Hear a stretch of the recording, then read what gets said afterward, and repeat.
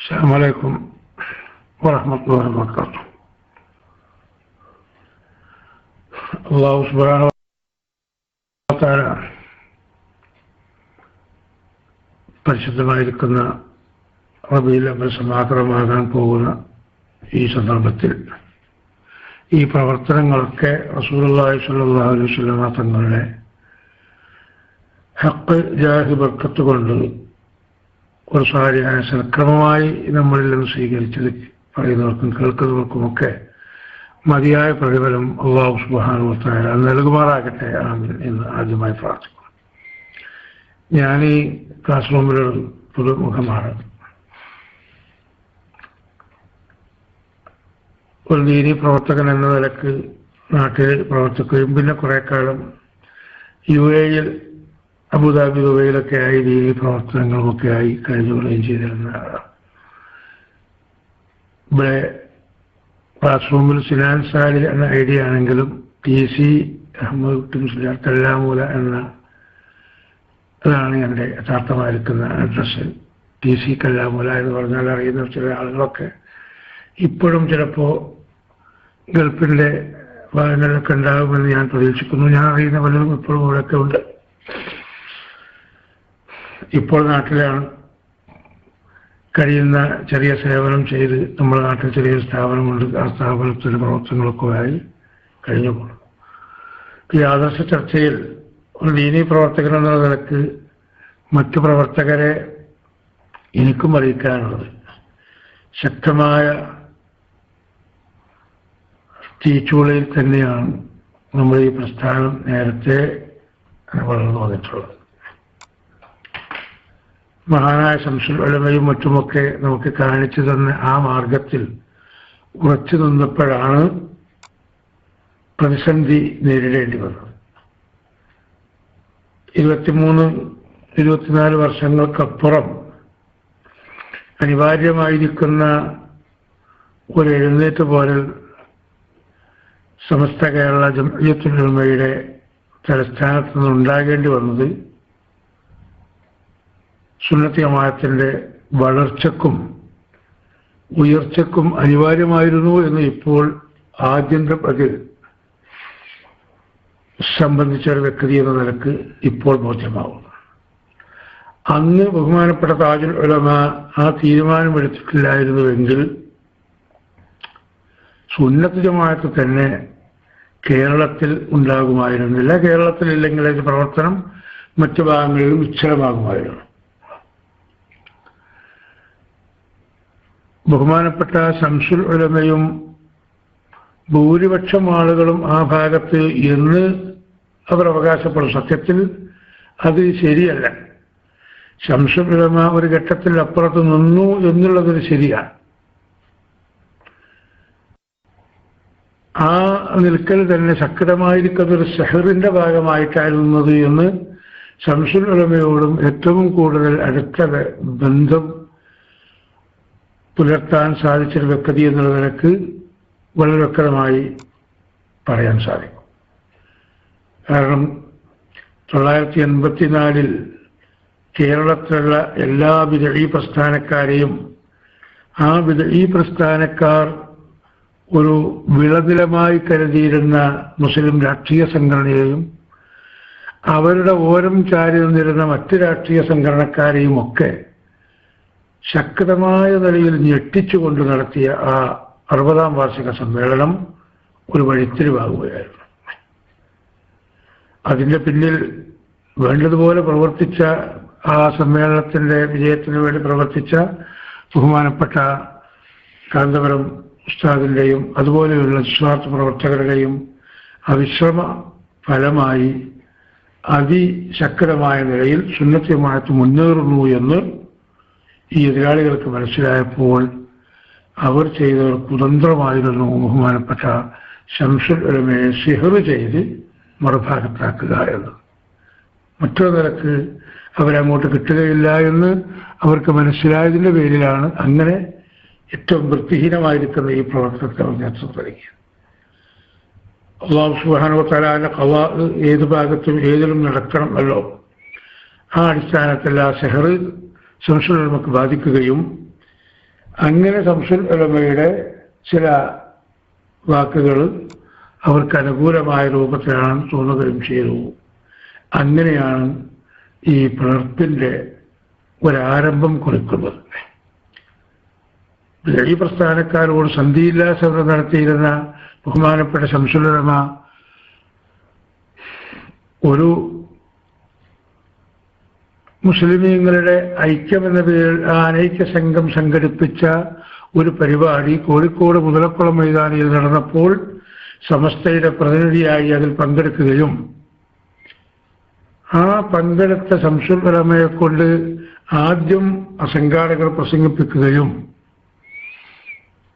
ആ പ്രസംഗം കഴിഞ്ഞതിന് ശേഷം ഈ പ്രസ്ഥാനത്തിൻ്റെ നേതാക്കൾ അവർക്ക് തോന്നിയതുപോലെ പ്രസംഗിക്കുകയും ചെയ്ത കൂട്ടത്തിൽ അന്ന് പ്രസംഗിച്ച ഒരാളാണ് മുജാഹിദുൽ ഇസ്ലാം എന്ന് പറഞ്ഞ ആ വ്യക്തി 3 തലാഖും ചൊല്ലിയാൽ 1 തലാഖേ പോവുകയുള്ളൂ.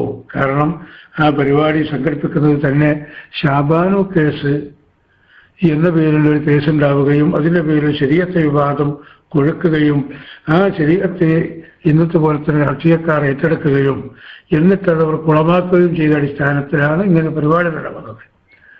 അന്ന് ആ പരിപാടി കേൾക്കാൻ മുതലക്കുളം മൈതാനിയുടെ പുറത്തു നിന്നിരുന്ന ബഹുമാനപ്പെട്ട മർഹൂം അണ്ടോണ മഹീദ്ദീൻ മുസ്ലിയാർ, ബഹുമാനപ്പെട്ട മർഹൂം PP പാറന്നൂർ മഹീദ്ദീൻ കുട്ടി മുസ്ലിയാർ തുടങ്ങിയവരോടൊപ്പം വിനീതനായിരിക്കും ഞങ്ങളൊക്കെ അന്ന് എന്താണ് ശംസുൽ ഉലമ പറയുന്നത് എന്ന് കുറച്ചപ്പുറത്തുനിന്ന് കേൾക്കാൻ വേണ്ടി അവിടെ പോയി നിന്നവരും മാനസികമായി വ്യഥ അനുഭവിക്കുന്നവരുമായിരുന്നു.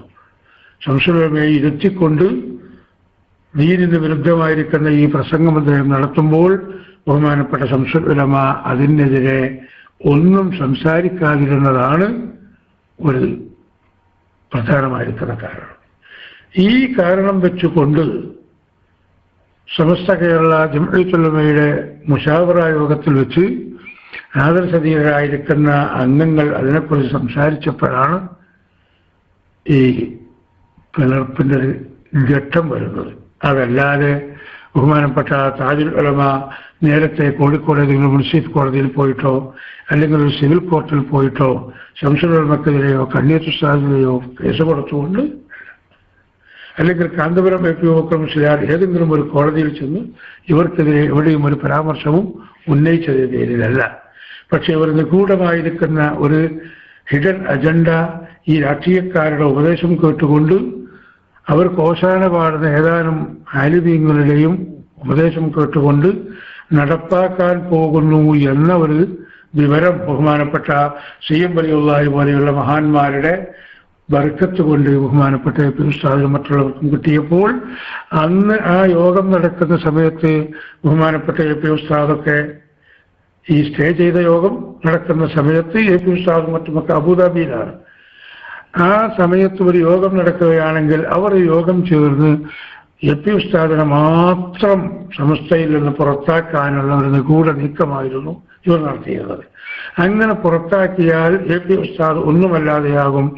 AP ഉസ്താദ് പ്രവർത്തന രംഗത്ത് ഇല്ലായിരുന്നെങ്കിൽ മറ്റൊരു നിലക്കും ഇത് വളർത്തിക്കൊണ്ടുവരാൻ സാധിക്കുകയില്ല എന്നൊക്കെ മനസ്സിലാക്കി അവർ ഒരു നിഗൂഢ ശ്രമം നടത്തിയിട്ടായിരുന്നു അന്ന് യോഗം വിളിച്ചിരുന്നത്. ആ യോഗത്തിന് എൻ്റെ സ്നേഹങ്ങളും കൂടിയായിരുന്ന ബഹുമാനപ്പെട്ട മർഹൂം TC മുഹമ്മദ് മുസ്ലിയാർ അവർകൾ ജനറൽ ബോഡി മെമ്പർ എന്നുള്ള നിലയ്ക്ക് അന്ന് ചേരുന്ന ആ യോഗം എല്ലാ മെമ്പർമാരും അറിഞ്ഞിട്ടില്ല. ഭരണഘടനാപരമായിട്ട് ഒരു വ്യക്തമായിരിക്കുന്ന തെരഞ്ഞെടുപ്പോ മറ്റോ നടത്തുന്ന ഒരു മുശാവറ ഒരു കമ്മിറ്റി അല്ല ഇപ്പോൾ ഉള്ളത്. അതുകൊണ്ട് അത് അന്ന് നടക്കുന്ന ആ യോഗം ഒന്ന് സ്റ്റേ ചെയ്യണം എന്ന് മാത്രമേ ആവശ്യപ്പെട്ടുള്ളൂ. അത് മാത്രമാണെന്ന് കോടതി അനുവദിച്ചതും ആ യോഗം അന്ന് ആ കാരണങ്ങൾ നിർത്തിവെക്കുകയും രണ്ടാമത് യോഗം വിളിച്ചപ്പോൾ ആ യോഗത്തിലേക്ക് ബഹുമാനപ്പെട്ട AP ഉസ്താദും അതുപോലെയുള്ള ആളുകളൊക്കെ സംബന്ധിക്കുകയും ആ യോഗത്തിൽ വെച്ച് മുതലക്കുളം മൈതാനിയിൽ നടന്ന ഈ സംഭവത്തെക്കുറിച്ച് പരാമർശമുണ്ടാവുകയും അതുപോലെ ആദർശപരമായ ശക്തമായ ചർച്ച നടത്തുകയും ചെയ്തപ്പോൾ ഇങ്ങനെയൊക്കെ തന്നെ ഇപ്പം നടക്കുകയുള്ളൂ എന്ന ഒരു നിലപാട് മറുഭാഗത്തുനിന്ന് വന്നപ്പോഴാണ് ബഹുമാനപ്പെട്ട ഉള്ളാൾ തങ്ങൾ ആ അധ്യക്ഷ പദവിയിൽ ഇരുന്നു കൊണ്ട് അവിടുന്ന് ആദ്യം ചെയ്തതാണ് റഹ്മാനായ റബ്ബേ, വരക്കൽ മുല്ലക്കോയ തങ്ങളവர்கள் പരിശുദ്ധമായിരിക്കുന്ന ദീനിന്റെ വളർച്ചയ്ക്ക് വേണ്ടി സ്ഥാപിച്ച ഈ സംഘടനയുടെ തലപ്പത്താണ് ഇപ്പോൾ പ്രവർത്തകരായ ഞങ്ങളും ഉള്ളത്. പക്ഷേ ദീനീ വിരുദ്ധമായിരിക്കുന്ന ഈ കാര്യങ്ങൾ ചർച്ച ചെയ്യുന്ന ഈ കസേരയിൽ ഈ അടിസ്ഥാനത്തിൽ ഇരിക്കാനുള്ള ഒരു വേണ്ടതിന് ഞങ്ങൾക്ക് നീ തരല്ല തമ്പുരാനെ. സുന്നത്ത് ജമാഅത്തിനെ വളർത്തിക്കൊണ്ടുവരാനുള്ള എല്ലാ സഹായവും നിന്റെ ഭാഗത്തുനിന്നുണ്ടാകണമെന്ന് വളരെ വേദനയോടുകൂടി ദുആ ചെയ്തുകൊണ്ട് അവിടെ എഴുന്നേൽക്കുന്ന സമയത്ത് അന്ന് ആ യോഗത്തിൽ പങ്കെടുക്കുന്നത് മൊത്തം 21 ആളെ അന്നത്തെ ആ മുശാവറ യോഗത്തിൽ ആകെ വന്നിട്ടുള്ളൂ. 40 ആളുണ്ടായിരുന്ന ആ മുശാവറ യോഗത്തിൽ നിന്ന് കുറച്ചാളുകൾ മരണപ്പെട്ടവർക്ക് അതിനു പകരം ആളുകൾ എടുത്തിരുന്നില്ല. കണ്ണിയത്ത് ഉസ്താദ് അടക്കം പ്രസിഡന്റ് ആണെങ്കിലും അന്നത്തെ യോഗത്തിൽ അനാരോഗ്യം കാരണം വന്നിട്ടില്ല. അതുപോലെ വരാത്ത വേറെയും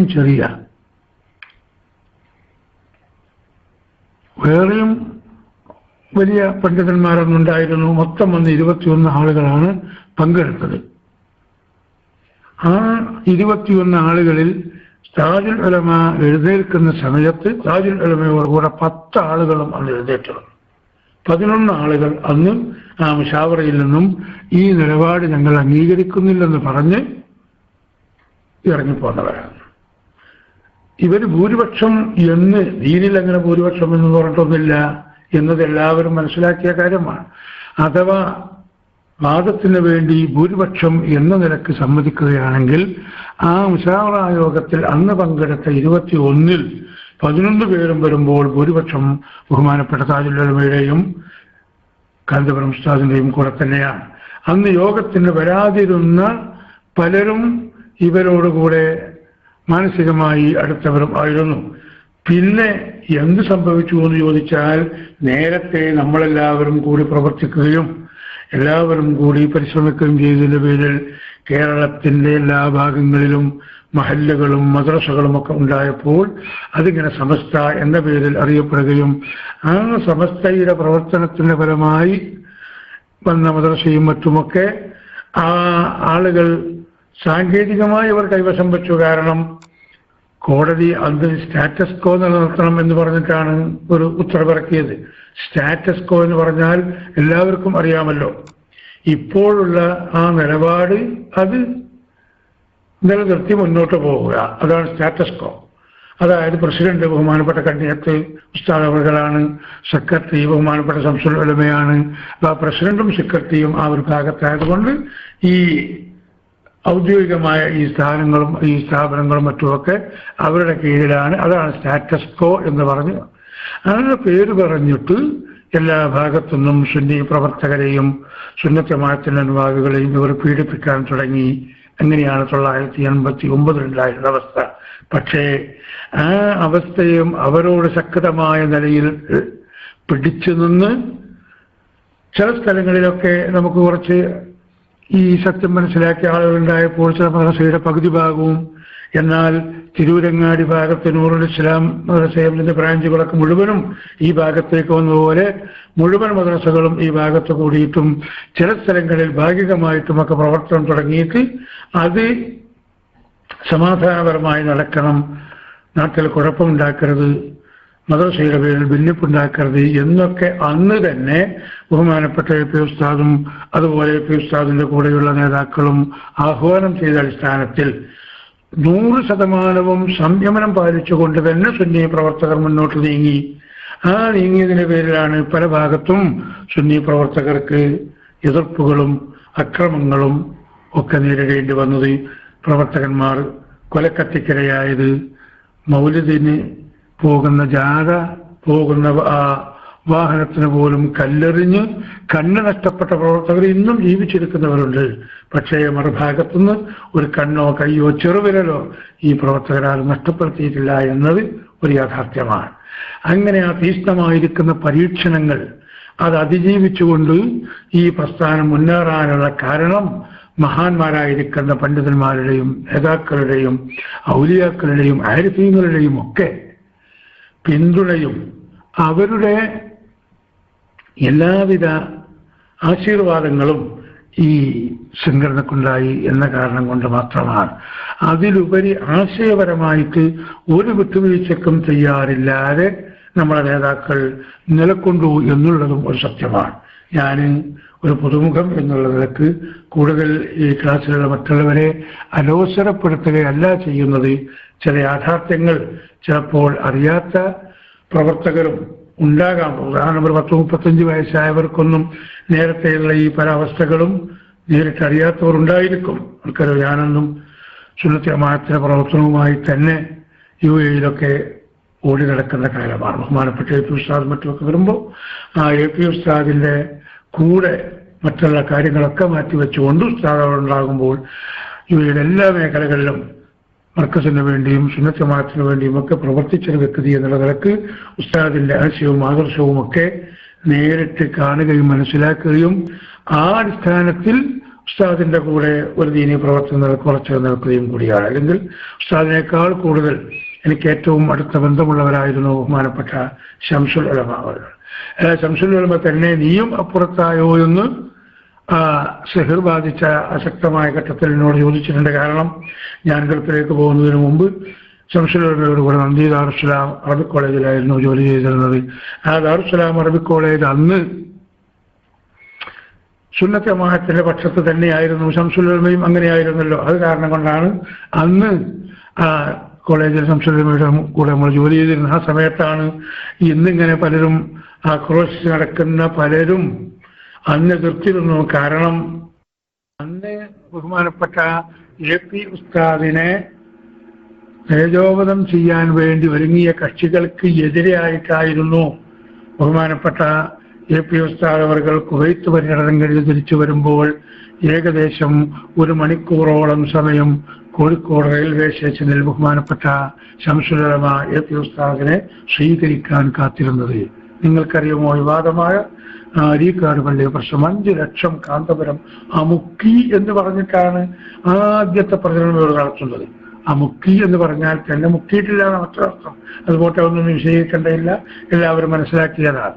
അങ്ങനെ ഒരു പണ്ഡിതനെ തേജോവധം ചെയ്തുകൊണ്ട് ഈ ദീനീ പ്രവർത്തനം നിഷ്പ്രഭമാക്കാം എന്ന് ചിന്തിച്ച ആളുകൾക്ക് ശക്തമായ തിരിച്ചടി നൽകിക്കൊണ്ട് ബഹുമാനപ്പെട്ട ശംസുൽ ഉലമ റെയിൽവേ സ്റ്റേഷനിൽ അന്ന് AP ഉസ്താദ് വരുന്നതും കാത്തിരുന്നു. അന്ന് ഒരു അരമണിക്കൂർ ട്രെയിൻ ലേറ്റായപ്പോൾ അതിനുകൂടി അശ്രദ്ധ കാണിക്കാതെ ബഹുമാനപ്പെട്ട ശംസുൽ ഉലമ AP ഉസ്താദിനെ കാത്തിരുന്നത് AP ഉസ്താദിന്റെ ആദർശവും ആശയവും ബഹുമാനപ്പെട്ട ശംസുൽ ഉലമ മനസ്സിലാക്കിയതിന് പേരിലായിരുന്നു.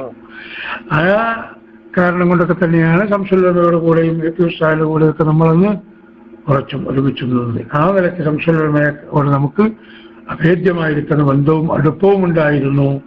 മാത്രവുമല്ല, നന്ദി ദാറുസ്സലാം അറബിക് കോളേജിന് ഇന്നുള്ള ചെറിയൊരു വരുമാനം അത് കോഴിക്കോട് ബാബു റോട്ടിലുള്ള ഓവർ ബ്രിഡ്ജിന്റെ താഴെയുള്ള ദാറുസ്സലാം കോംപ്ലക്സ്, അതുപോലെ വെള്ളയിലുള്ള ഒരു ഗോഡൌൺ പോലെയുള്ളതൊക്കെ അത് വാങ്ങാനും അതുണ്ടാക്കാനും ഒക്കെ പരിശ്രമിച്ചത് പല പ്രവർത്തകരും ചിലപ്പോൾ അറിയില്ല. 1980 കാലങ്ങളിൽ ബഹുമാനപ്പെട്ട ശംസുൽ ഉലമയും കൂട്ടി വിനീതനായിരിക്കണം ഞാനൊന്ന് സിംഗപ്പൂർ, മലേഷ്യ പോലെയുള്ള സ്ഥലങ്ങളിൽ സന്ദർശനം നടത്തി അവിടെയുള്ള ആളുകളോട് ശംസുൽ ഉലമയുടെ മഹത്വം പറഞ്ഞു.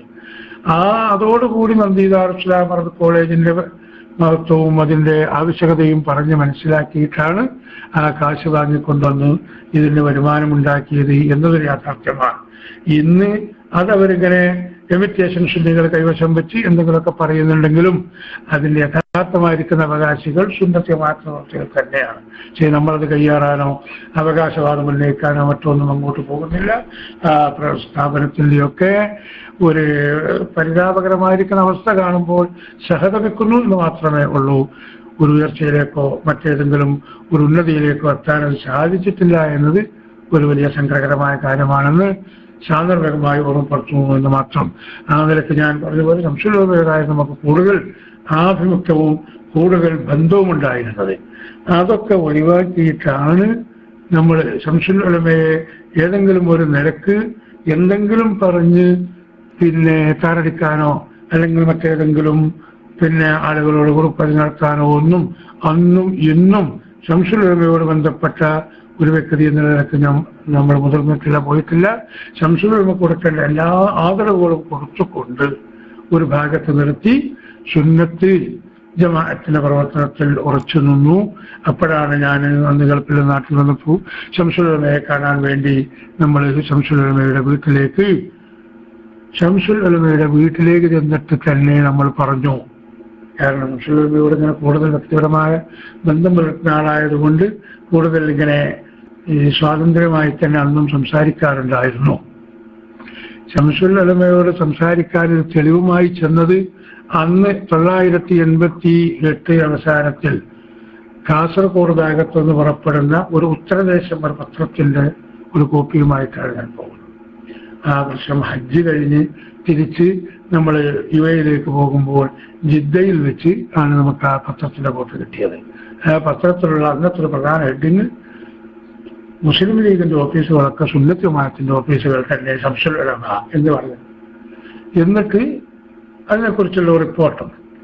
എന്നാൽ ശംസുൽ ഉലമ ജീവിതത്തിൽ ഏറ്റവും കൂടുതൽ എതിർക്കുകയും ഏറ്റവും കൂടുതൽ ഇവിടെ തളർന്നു കാണണമെന്ന് ആഗ്രഹിക്കുകയും ചെയ്തിരുന്ന ഈ പ്രസ്ഥാനക്കാരോടൊപ്പമുണ്ടായിരുന്ന ഒരു സംഘടനയായിരുന്നു മുസ്ലിം ലീഗ് പ്രസ്ഥാനവും. ഇത് പറയുമ്പോൾ മറ്റൊന്നു കൂടി, ഞാനും ജനിച്ചതും വളർന്നതും ഒരു മുസ്ലിം ലീഗിന്റെ തറവാട്ടിലും കുടുംബത്തിലും ഒരുപാട് കാലം അതിനുവേണ്ടി പ്രവർത്തിക്കുകയും ചെയ്ത ആളായിരുന്നു. അന്ന് ബാപ്പക്ക് തങ്ങളും ഇസ്മാൽ സാഹിബ് വിഭാവനം ചെയ്തിരുന്ന ആ പ്രവർത്തനം തരക്കേടില്ലെന്ന് മനസ്സിലാക്കി നമ്മളങ്ങനെ അതിൽ കൂടിയതായിരുന്നു. പിന്നെ ദീനീ പ്രവർത്തനം സജീവമായപ്പോൾ നമ്മളതിൽ എതിർക്കാനോ അനുകൂലിക്കാനോ പോകാതെ അവർ നീങ്ങുന്ന മാർഗത്തിൽ രാഷ്ട്രീയക്കാർ നീങ്ങട്ടെ, നമുക്ക് ഏറ്റവും നല്ലത് സുന്നത്ത് ജമാഅത്തിന്റെ പ്രവർത്തനമാണെന്ന് മനസ്സിലാക്കി നാം ആ ഭാഗത്തുറച്ചു നിന്ന് പ്രവർത്തിച്ച അന്നും ഇന്നും ഒരു ലീഗ് അനുഭാവിയായ ഒരാൾ തന്നെയാണ് ഞാനും. മറ്റൊരു രാഷ്ട്രീയക്കാരുടെ കൂട്ടത്തിൽ ലീഗാവട്ടെ കോൺഗ്രസ് ആവട്ടെ എന്ന ചിന്താഗതിക്കാരനാണ് ഇന്നും ഞാൻ. നിർബന്ധമായും എല്ലാവരും കോൺഗ്രസ് ആവണം, കമ്മ്യൂണിസ്റ്റ് ആകണം, ലീഗ് ആകണമെന്ന് ബാധിക്കുന്ന ആളും അല്ല. അപ്പോ ആ നിലക്ക് ഞാൻ ശംസുൽ ഉലമയുടെ അടുക്കൽ ചെന്നിട്ട് പിന്നെ സാധാരണയുള്ള കുശലാന്വേഷണങ്ങൾ കഴിഞ്ഞതിന് ശേഷം ശംസുൽ ഉലമയുടെ ശൈഖുനായുടെ ഭാഗത്ത് ഇപ്പോൾ ഒരു പുതിയ വഹി വന്ന ഒരു ലക്ഷണമുണ്ടല്ലോ എന്ന് തമാശ രൂപത്തിലാണ് ഞാൻ സംസാരം തുടങ്ങുന്നത്. എന്താണ് നീ പറയൂ. അപ്പോൾ ആളുകളുടെ കൂട്ടത്തിലൊക്കെ ആണെങ്കിൽ അന്ന് നിങ്ങൾ എന്നൊക്കെ പറയുന്നുള്ളൂ. കാരണം ശംസുൽ ഉലമയുടെ അടുത്ത ബന്ധം ആളുകൾക്ക് നീ എന്ന് തന്നെയാണ്. നമുക്കതൊക്കെ വലിയ സന്തോഷവുമാണ്. എന്താണ് നീ പറയൂ. അപ്പൊ ഞാൻ പറഞ്ഞിങ്ങനെ പുതിയ വഴി കിട്ടിയതുണ്ട് എന്നാണ് ഞാൻ കിസയിലൊന്ന് മടക്കി വെച്ചെടുത്തിട്ട് അത് അങ്ങനെ ഉണ്ടായിരുന്നോ എന്നൊക്കെ ചോദിച്ചു. ഭയങ്കര തന്ത്രജ്ഞാനിയും ഏറ്റവും വലിയ ബുദ്ധിശാലിയുമാണ് ശംസുൽ ഉലമ എന്ന് വ്യക്തിപരമായി പഠിച്ച ആളാണ് ഞാൻ. ആ നിലക്ക് തന്നെ ശംസുൽ ഉലമയോട് നമ്മൾ അഭിമുഖീകരിക്കുന്നതും. ഇതിങ്ങനെ ഒന്ന് കണ്ടല്ലോ, ഈ കാണുന്നത് യാഥാർത്ഥ്യമാണെന്ന് എനിക്ക് തോന്നുന്നില്ല. അപ്പൊ ശംസുൽ ഉലമ അതിന് പറഞ്ഞ മറുപടി അവരെ ഒരു പാഠം പഠിപ്പിക്കാൻ വേണ്ടിയിട്ടാണ്. സംഗതി ഇപ്പൊ ഒരു പാഠം പഠിച്ചു എന്നുള്ള സത്യമാണ്. പക്ഷെ അന്ന് നമുക്കത് തോന്നിയിട്ടില്ല പാഠം പഠിപ്പിക്കലാണ് എന്ന്. ഞാനപ്പോ ശംസുൽ ഉലമയോട് അതിന് പ്രതികരിച്ചത്, ഒരു പാഠം ബഹുമാനപ്പെട്ട ശൈഖുന അങ്ങോട്ട് പഠിപ്പിക്കുമ്പോഴേക്കും ചിലപ്പോൾ ഒരു കിതാബ് അവർ ഇങ്ങോട്ട് പഠിപ്പിച്ചു എന്ന് വന്നേക്കാം എന്നെനിക്ക് തോന്നുന്നു എന്റെ എളിയ ബുദ്ധിയിൽ. എനിക്ക് വേറെ എന്തെങ്കിലും പറയാറുണ്ടോ? കാരണം ശംസുൽ ഉലമക്ക് ഇങ്ങനെ സെഹർ ബാധിക്കാൻ തുടങ്ങിയ സമയമാണ്. ഞാൻ ഇത് പറയാൻ മാത്രമാണ് ഇപ്പോൾ വന്നിട്ടുള്ളത്. പക്ഷെ ഒരു കാര്യം ശംസുൽ ഉലമയുടെ ശ്രദ്ധയിൽ, ശൈഖുനയുടെ ശ്രദ്ധയിൽ ഞാൻ പുലർത്തുന്നു. ബഹുമാനപ്പെട്ട ശൈഖുനയെ ഇന്നവർ ഒരു തോണിയിൽ കയറ്റി ഒരാഴമേറിയ ഒരു ജലാശയത്തിലൂടെ കൊണ്ടുപോവുകയാണ്. ഏറ്റവും കൂടുതൽ ആഴമുള്ള സ്ഥലത്തെത്തുമ്പോൾ ശൈഖുനയെ അവർ കൈയൊഴിയും. ഇപ്പോൾ ശൈഖുനയ്ക്ക് വേണ്ടി പടപൊരുതാൻ 10,000 കാത്തിരിക്കുന്ന ഒരു ഘട്ടമാണ് ഇപ്പോൾ ഉള്ളത്. അത്രക്കധികം ശംസുൽ ഉലമയുടെ ആശയവും ആദർശവും ആളുകൾ മനസ്സിലാക്കിയിട്ടുണ്ട്. പക്ഷേ ഈ ആഴമേറിയ സ്ഥലത്ത് വെച്ച് ശൈഖുനയെ കൈയൊഴിയുമ്പോൾ ഇപ്പുറത്ത് നിന്ന് പ്രവർത്തകരായ ഞങ്ങൾക്ക് നിസ്സഹായരായി നോക്കി നിൽക്കാനേ കഴിയൂ. അത് ബഹുമാനപ്പെട്ട ശൈഖുന എന്ന് മനസ്സിലാക്കിയാൽ നമ്മുടെ സുന്നത്ത് ജമാഅത്തിന് അതൊരു സംരക്ഷണമാകുമായിരുന്നു. ശംസുൽ ഉലമ തലയും താഴ്ത്തി ഇരുന്നതല്ലാതെ അതിന് അന്ന് എന്നോടൊരു മറുപടിയും പറഞ്ഞിട്ടില്ലായിരുന്നു. ചായ വേണോ, ചായ കുടിക്കുന്നോ സാധാരണഗതിയിൽ ഒരു കുറ്റം പറയുന്നതല്ല. ശംസുൽ ഉലമയുടെ വീട്ടിൽ ചെന്നാൽ ആരും അത് ആഗ്രഹിക്കലില്ല, എന്നാൽ ഇങ്ങോട്ടും അല്ലാതൊന്നും അങ്ങോട്ട് അങ്ങനെ ചോദിക്കലുമില്ല. അത് ഒരാക്ഷേപമായിട്ട് നമ്മൾ പറയുന്നതല്ല, അതൊക്കെ ഒരു പ്രത്യേക സാഹചര്യം പരിസ്ഥിതിയും അങ്ങനെയായിരുന്നു. ഞാനിപ്പോ അതൊന്നും ആഗ്രഹിക്കുന്നില്ല. ഞാൻ ഈ കാര്യം പറയാൻ വന്നതാണ്. ശംസുൽ ഉലമയുടെ ആശീർവാദവും വാങ്ങി ഞാൻ അവിടുന്ന് തിരിച്ചു പോകുന്നു. ഞാനിതിൽ കൂടുതൽ ദീർഘിപ്പിക്കുകയല്ല, ചില യാഥാർത്ഥ്യം പ്രവർത്തകർ മനസ്സിലാക്കട്ടെ എന്ന് കരുതി ഒന്നുകൂടി നിങ്ങളുടെ ശ്രദ്ധയിൽപ്പെടുത്തുകയാണ്. അങ്ങനെ സുന്നത്ത് ജമാഅത്തിന്റെ പ്രവർത്തനവുമായി നാം ബഹുമാനപ്പെട്ട ഉസ്താദിന്റെ കൂടെയും മറ്റും കുറച്ചുകൂടി പ്രവർത്തിക്കുകയും മറ്റുമൊക്കെ ചെയ്യുന്ന 990 കാലഘട്ടത്തിൽ ഏറ്റവും കൂടുതൽ പ്രശ്നം രൂക്ഷമായിരിക്കുന്ന കാലമാണ് 989 ആ പിളർപ്പ് മുതൽ 90, 91, 92, 93, 94 കാലം വരെ അതിശക്തമായിരിക്കുന്ന പ്രയാസങ്ങൾ അനുഭവിച്ച ഒരു കാലഘട്ടമാണ് ഈ 3-4 വർഷം. ആ സന്ദർഭത്തിൽ ഒരു റമദാനിൽ 90-ലുള്ള റമദാനിൽ, അതായത് AP ഉസ്താദിന്റെ ആശയം, ആദർശം, അത് അനുഭവത്തിൽ നിങ്ങൾക്ക് മനസ്സിലാക്കി തരാൻ വേണ്ടി ഒരു സംഭവം നിങ്ങളെ ശ്രദ്ധയിൽപ്പെടുത്തുകയാണ്. റമദാൻ മാസത്തിൽ അബുദാബിയിലുള്ള ഏറ്റവും വലിയൊരു പൗരപ്രമുഖനായിരിക്കുന്ന അറബി, ആ അറബി മർക്കസിൽ വന്നതിന് ശേഷമാണ് മർക്കസിന്റെ വളർച്ചയുടെ തുടക്കം തന്നെ വരുന്നത്. 986 അദ്ദേഹം മർക്കസ് സന്ദർശിച്ചിട്ടുണ്ട്. അദ്ദേഹത്തിന്റെ ഭാര്യ മാതാവിന്റെ പേരിൽ ബഹുമാനപ്പെട്ട AP ഉസ്താദിന്റെ നാട്ടിൽ കാന്തപുരത്ത് ഉസ്താദിന്റെ വീട്ടിലേക്ക് പോകുന്ന അടുത്തുള്ള ചേപ്പാല എന്ന് പറയുന്ന ആ ഒരു ചെറിയ പള്ളി, അന്നത് പുനർനിർമ്മാണം നടത്തിയത് ബഹുമാനപ്പെട്ട AP ഉസ്താദുകളായിരുന്നു. ഇന്നിപ്പോ AP ഉസ്താദിന് പള്ളി എടുക്കാന്നുള്ളത് ഫോൺ ചെയ്താൽ തന്നെ 15-20 പള്ളി ഇങ്ങനെ ഒന്നായിട്ട് വരുന്ന കാലമാണ്. പക്ഷെ അന്ന് അങ്ങനെയല്ല. ഈ റാഷിദ് മസ്റൂഇ എന്ന് പറഞ്ഞ ഈ പൗരമുഖ്യനായിരിക്കുന്ന അറബിയുമായി ബന്ധപ്പെട്ട് അദ്ദേഹം തന്റെ ഭാര്യ മാതാവിന് വേണ്ടി ഇങ്ങനെ ഒരു ആവശ്യമുണ്ടെന്ന് പറഞ്ഞ് അങ്ങനെ അവരുമായി ബന്ധപ്പെട്ട് ആ പള്ളി കുറച്ച് പൈസ പിന്നെ കിട്ടി ആ പള്ളിന്റെ പണി പൂർത്തിയായപ്പോൾ ആ പള്ളി ഒന്ന് കാണാൻ അദ്ദേഹത്തെ ക്ഷണിച്ചതാണ് ആദ്യമായിട്ട് ആ അറബി ഇങ്ങോട്ട് വരാനുള്ള കാരണം. അത് പല പ്രാവശ്യം ക്ഷണിച്ചിട്ട്, അതായത് അബുദാബിയിൽ നിന്നും 6-7 ദിർഹം ടാക്സിക്ക് കൊടുക്കണം ഈ അറബിയുടെ വീട്ടിലെത്താൻ. ഒരു പ്രാവശ്യം AP ഉസ്താദുമായി നമ്മൾ പോയി കണ്ട് സംസാരിച്ച് നമ്മൾ നോക്കട്ടെ ഇൻഷാ അള്ളാ എന്ന് പറഞ്ഞ് അവിടെ നിർത്തിയപ്പോ പിന്നെ AP ഉസ്താദ് പറഞ്ഞിങ്ങനെ അഹമ്മദ്, നമ്മൾ എങ്ങനെയായിരുന്നു പറയുക, അഹമ്മദ് വരും, അത് നിങ്ങൾ കാര്യങ്ങൾ ബോധ്യപ്പെടുത്താനെന്ന് പറഞ്ഞ് ഏൽപ്പിച്ച് അങ്ങനെ ഞാൻ ഈ കാര്യവും പറഞ്ഞ് 62 പ്രാവശ്യം ഈ അറബിയുടെ വീട്ടിലും ഓഫീസിലുമായി ഈ വിനീതനായിരിക്കുന്ന ഞാൻ ഈ അറബി ഇങ്ങോട്ട് വരാൻ വേണ്ടി പോയിട്ടുണ്ട്. അങ്ങോട്ടാണ് 7 ദിർഹമാണ്. ഇങ്ങോട്ട് മടക്ക ടാക്സി കിട്ടുകയാണെങ്കിൽ ചിലപ്പോൾ 2 ദിർഹമിനോ ഒക്കെ പോരുമല്ല, നാം എൻഗേജ് വിളിച്ച് പോരുകയാണെങ്കിൽ അപ്പോഴും 7-7.5 അന്നും കൂലി വരുന്ന അത്രയും ദൂരത്താണ് മഹർബ ജദീദ്. ചിലപ്പോൾ അബുദാബിയിലുള്ള പ്രവർത്തകരാണെങ്കിൽ അവർക്കറിയാം മഹർബ ജദീദ് എന്നാണ് ആ അറബി താമസിച്ചിരുന്ന ആ സ്ഥലത്തിന്റെ പേര്. അവിടെ പോയി തിരിച്ചു വന്ന് അങ്ങനെ അന്ന് ഇപ്പോൾ ഈ അടുത്ത് മരണപ്പെട്ടു പോയ നമ്മുടെ നാട്ടിലെ അബൂബക്കർ ഹാജി പോലെയുള്ള ആളുകളൊക്കെ അദ്ദേഹം വന്ന് ബാങ്കിൽ ജോലി ചെയ്യുന്ന, റിസർവ് ബാങ്കിൽ ജോലി ചെയ്യുന്ന ആളാണ്. ഒഴിവുള്ള സമയത്ത് ചിലപ്പോൾ അദ്ദേഹത്തിന്റെ വണ്ടിയും കൂട്ടിയൊക്കെ പല പ്രാവശ്യവും അങ്ങനെയും പോയിട്ടുണ്ട്. അല്ലാഹു സുബ്ഹാനഹു വ തആല അവരുടെയൊക്കെ ഖബറിടം സന്തോഷകരമായി കൊടുക്കുമാറാകട്ടെ എന്ന് ആ പ്രവർത്തകർക്ക് വേണ്ടി ദുആ ചെയ്യുകയും ചെയ്യുന്നു. അങ്ങനെ നിരന്തരമായ പരിശ്രമം കാരണം റബി, അദ്ദേഹത്തിന്റെ ഭാര്യ, അദ്ദേഹത്തിന്റെ ജ്യേഷ്ഠന്റെ ഭാര്യ, ഇങ്ങനെയുള്ള ആളുകളൊക്കെ കൂടി വന്ന് ഈ ചേപ്പാല പള്ളി കാണലായിരുന്നു അവരുടെ ലക്ഷ്യം. അന്ന് ഇന്നത്തെ പോലെ കോഴിക്കോട്ടേക്ക് ഫ്ലൈറ്റില്ല. ബോംബെയിൽ നിന്ന് മംഗലാപുരത്ത് വരുമ്പോൾ അന്ന് മർഹൂം ഹവേൽത്ത് തങ്ങളും ഇന്ന് മർക്കസിന്റെ മാനേജറായ ബഹുമാനപ്പെട്ട സി അവர்களுം മംഗലാപുരത്ത് വന്ന് അറബിനെയും മറ്റുമൊക്കെ സ്വീകരിച്ച് അന്ന് ട്രെയിനിൽ ഫസ്റ്റ് ക്ലാസ് ടിക്കറ്റൊക്കെ എടുത്തിട്ട് തന്നെയാണ് വരുന്നതെങ്കിലും ചൂടുകാലവും മറ്റും കുറച്ച് ആയതിന്റെ പേരിൽ അറബി അസ്വസ്ഥ പ്രകടിപ്പിക്കുകയും കാസർഗോഡ് നിന്നും കാഞ്ഞങ്ങാട്ടിൽ നിന്നും ഒക്കെ മതിയാക്കി ഞാൻ തിരിച്ചു പോവുകയാണ് എന്ന് പോലും പറഞ്ഞ് അങ്ങനെ കോഴിക്കോടെത്തി. കോഴിക്കോട് നിന്ന് അന്ന് ഏറ്റവും ഒരു നല്ലൊരു താമസിക്കാൻ എമ്പത്താറിലൊക്കെ ഉള്ള ചെറിയൊരു ലോഡ്ജൊക്കെ ഉള്ളത് ഷെയ്ഖ് എന്നുള്ള കടപ്പുറം ഭാഗത്താണ്. അവിടെ കൊണ്ടുപോയി താമസിപ്പിച്ചിട്ട് അതും വലിയ മനസ്സിനൊന്നും പോരാതെയായിരുന്നു അന്നത്തെ നിലപാട് അറബിൻ്റെ. കാരണം അവർ വലിയ വലിയ പരദീസയിൽ ജീവിച്ചവരാണ്. അവർക്കിതൊന്നും ഈ ഹോട്ടലൊന്നും ഒരു ഹോട്ടലായി പരിഗണിക്കുന്നില്ല. എന്തായിരുന്നാലും അന്ന് വൈകുന്നേരം ഈ പള്ളി കാണാൻ കാന്തപുരത്തേക്ക് കൊണ്ടുപോയും പള്ളിയൊക്കെ കാണിച്ചു കൊടുത്ത് AP ഉസ്താദിന്റെ വീടും അന്ന് ഞാനത് കാണിച്ചു കൊടുത്തു. അന്ന് AP ഉസ്താദ് ഉണ്ടായിരുന്ന വീട് ഒരു ചെറിയൊരു വീട്, ഓടിട്ടൊരു വീട്, അതിൻ്റെ ഒരു ഭാഗം തന്നെ മൂലഭാഗം ഒടിഞ്ഞു തൂങ്ങിക്കിടക്കുന്ന രൂപത്തിലുള്ള ചെറിയൊരു വീട്. അപ്പോൾ തന്നെ ഈ അറബിയുടെ മാനസികമായ മാറ്റം മുഖത്ത് പ്രകടമായി നമ്മൾ കണ്ടിരുന്നു. ഒരു ദീനീ പ്രവർത്തകൻ ഇത്രയും ലളിതമായിട്ടാണല്ലോ ജീവിക്കുന്നത് എന്ന് അദ്ദേഹം മനസ്സിലാക്കിയിരുന്നു എന്ന് അദ്ദേഹത്തിന്റെ മുഖത്ത് നമ്മളത് വായിച്ചു വെച്ചിട്ടുണ്ട്. അങ്ങനെ ഈ അദ്ദേഹത്തെ താമസിപ്പിക്കാൻ വേണ്ടി കോഴിക്കോട്ടേക്ക് തന്നെ തിരിച്ചു പോരുമ്പോൾ അന്ന് കോഴിക്കോട് ജില്ലാ SSFന്റെ ഒരു മീറ്റിംഗ്, ഒരു സമ്മേളനം മാവൂര് നടക്കുന്നുണ്ട്. അപ്പോ ഇന്നത്തതുപോലെ SSF അങ്ങോട്ട് സെറ്റപ്പായി വരാത്തൊരു കാലമാണ്. എന്നാലും തിരക്കിടില്ലാത്ത കുറെ ആളുകളും മറ്റുമൊക്കെ ഉണ്ട്.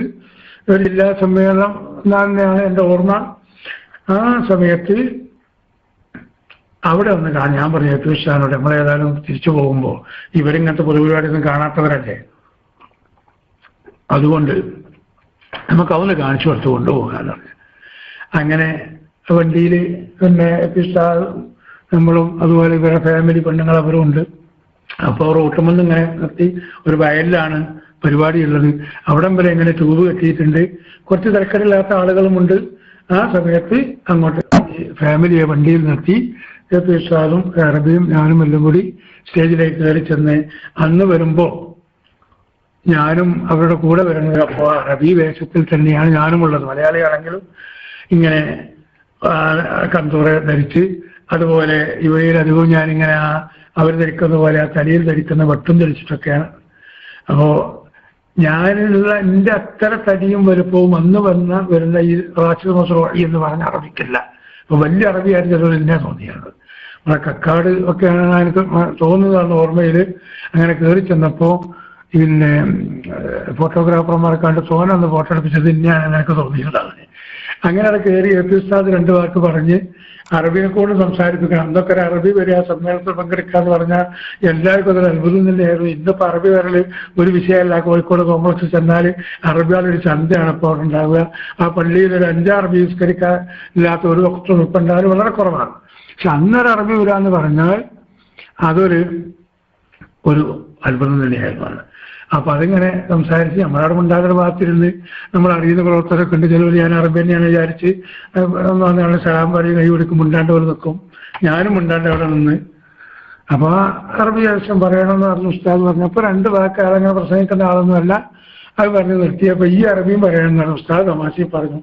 ആ അറബി ഒന്നും മുണ്ടൂലെന്നൊക്കെ പറഞ്ഞ് ഞങ്ങൾ അവിടെ തിരിച്ചു പോന്ന് ഹോട്ടലിൽ താമസിച്ച് പിറ്റേന്ന് രാവിലെ മർക്കസ് കൊണ്ടുപോയി. അത് ഇതുപോലത്തെ ഡിസംബർ മാസത്തിലായിരുന്നു എൻ്റെ ഓർമ്മ. ആ മർക്കസ് കൊണ്ടുപോയി കാണിക്കാൻ നോക്കുമ്പോൾ അന്ന് കുട്ടികൾ യതീംഖാനയിലുള്ള ഏകദേശം ഒരു 400-ലധികം കുട്ടികൾ അന്നവിടെ പഠിക്കുന്നുണ്ട്. ഒക്കെ ചെറിയ മക്കളും. ആ കുട്ടികൾ എന്നാ പുഴയിൽ പോയി കുളിച്ചു വരുന്ന കാലമാണ്. ഞങ്ങൾ രാവിലെ മർക്കസിലേക്ക് ഈ അറബിയും കൂട്ടി ഉസ്താദ് നിർദ്ദേശപ്രകാരം ഞാനിങ്ങനെ വരുമ്പോൾ ഉസ്താദ് നേരത്തെ മർക്കസിൽ പോയി നേരെ ചെയ്യാൻ വേണ്ടി നേരത്തെ പോയിട്ടുണ്ട്. ഇങ്ങനെ വരുമ്പോൾ ഈ കുട്ടികൾ ഇങ്ങനെ കുളിക്കാൻ വേണ്ടി ആ മർക്കസിന്റെ കവാടത്തിലൂടെ ഇറങ്ങി അവർ ആ റോട്ടിൽ ഇങ്ങനെ വരുന്ന സമയത്താണ് ഞങ്ങളെ വണ്ടി അങ്ങോട്ട് എത്തുന്നത്. ഈ കുട്ടികൾ അങ്ങോട്ട് കണ്ടപ്പോൾ തന്നെ ഈ അറബിയുടെ ഭാര്യ അവർക്ക് വല്ലാത്ത സങ്കടം തോന്നി. അറബിക്കും തന്നെ ഇത്ര ചെറിയ മക്കൾ തണുപ്പ് സമയത്ത് ഇങ്ങനെ കോറിപ്പിടിച്ച് ഒരു കയ്യിൽ ഒരു കഷ്ടം ചെറിയ സോപ്പും ഈ ശരീരം വരക്കാനുള്ള ചണ്ടിയൊക്കെ കൈപ്പിടിച്ച് ഈ കുട്ടികൾ എല്ലാം ഇങ്ങനെ പോകുമ്പോൾ അവർക്ക് വല്ലാത്തൊരു സങ്കടം. അങ്ങനെ ആ അറബിയുടെ ഭാര്യ ക്യാൻറ്റീനിൽ ചെന്ന് കുട്ടികൾക്ക് അന്ന് ചെറുപയറും പൊറാട്ടയുമായിരുന്നു അന്നത്തെ ഭക്ഷണം എന്നാണ് ഞാൻ മനസ്സിലാക്കുന്നത്. അതൊക്കെ നടക്കലും നോക്കലും വളമ്പലും കൊടുക്കലും ഇതൊക്കെ നടത്തി അറബിയോട് നേരിട്ട് പറയാൻ നീ കൊടുക്കാനുള്ളതൊക്കെ വേണമെങ്കിൽ കൊടുത്തോ, ഇതിന് കൊടുത്തെങ്കിലേ അള്ളാഹു തആല എന്തെങ്കിലുമൊക്കെ ചെയ്യുള്ളൂ എന്ന് പറഞ്ഞ് തന്റെ ഭർത്താവിനെ പ്രോത്സാഹിപ്പിച്ച് അള്ളാഹു സുബ്ഹാനഹു വ തആല ആ കുടുംബത്തിന്റെ മനസ്സ് മർക്കസിലേക്ക് തിരിച്ചു വന്ന അടിസ്ഥാനത്തിലാണ് മർക്കസിൽ ഇന്നുള്ള ഉയർച്ചയുടെ കാരണങ്ങളിൽ സുപ്രധാനമായത് എന്ന് പ്രവർത്തകരെ നിങ്ങളെ ഞാൻ അറിയിക്കുകയാണ്. ആ അറബി വന്നിട്ടില്ലായിരുന്നുവെങ്കിൽ ആദ്യമായിട്ട് ഉസ്താദിന് വിദേശ നിർമ്മിത കാറ് അത് കൊടുത്ത ആളാണ് ഈ റാഷിദ് മസ്റൂഇ എന്ന്. നിങ്ങൾക്കൊക്കെ ഓർമ്മ ഉണ്ടാവും, ഒരു ബെൻസ് കാറ് അത് അബുദാബിയിൽ നിന്ന് എത്തിച്ച് ഏതാനും കാലം ബഹുമാനപ്പെട്ട എ പി ഉസ്താദ് ആ കാർ ഇവിടെ ഉപയോഗിച്ചിരുന്നു. പിന്നെ മർക്കസിന്റെ ആവശ്യത്തിന് അത് കൈമാറ്റം ചെയ്ത് അങ്ങനെ അത്രയധികം ഇതിനോട് അടുത്തായിരിക്കുന്ന ബന്ധം പുലർത്തിയ ആ അറബിയുടെ വരവാണ് നമ്മുടെ ഈ മർക്കസിന്റെ ഏറ്റവും വളർച്ചയുടെ പ്രധാനപ്പെട്ട ഒരു കാരണം ഇതിന്റെ തുടക്കം ബഹുമാനപ്പെട്ട മർഹൂം അബ്ദുള്ള ഖുലൈബ് അൽ ഹാമിലിയും അതുപോലെ അബ്ദുള്ള ഖുലൈബ് അൽ ഹാമിലിയെ ബന്ധപ്പെടുത്തി തന്ന ജപ്പാൻ മൗലാനയൊക്കെ ആണെങ്കിലും ഈ അബ്ദുള്ള ഖുലൈബ് അൽ ഹാമിലിയും ഒരു സമ്പന്നനായ അറബിയായിരുന്നില്ല. അതിന്റെ പേരിൽ അദ്ദേഹത്തിന് കൂടുതൽ സാമ്പത്തികമായി ഈ മർക്കസിനെ സഹായിക്കുവാൻ സാധിച്ചിട്ടില്ല. കാരണം അദ്ദേഹത്തിന്റെ പേരിൽ സാമ്പത്തിക ശേഷി കുറഞ്ഞതിന്റെ കാരണം കൊണ്ട്. പക്ഷേ അദ്ദേഹം ഒരുപാട് പരിശ്രമം മറ്റുള്ളവരെ കാണിച്ചു കൊടുക്കാനും മറ്റുമൊക്കെ നടത്തിയിട്ടുണ്ട്.